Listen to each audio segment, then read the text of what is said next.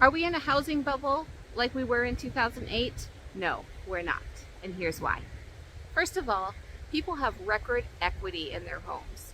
Home prices have appreciated greatly over the last couple of years. That means people's houses that they currently own are worth more than they were when they bought them.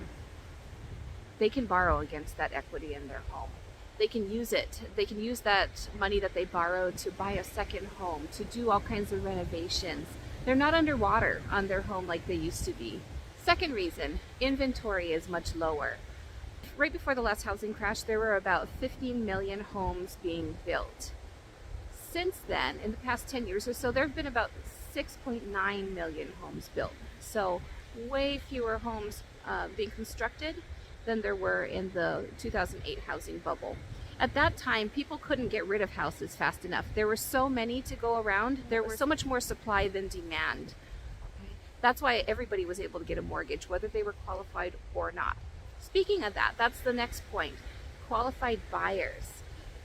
In the 2008 housing crash, almost anybody could get a mortgage.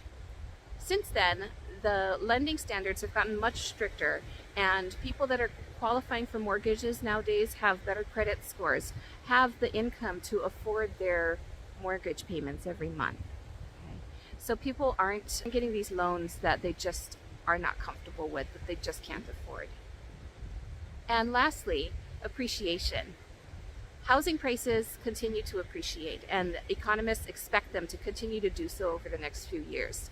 Maybe they won't increase exponentially like they have in the past couple of years, but home prices are expected to continue appreciating.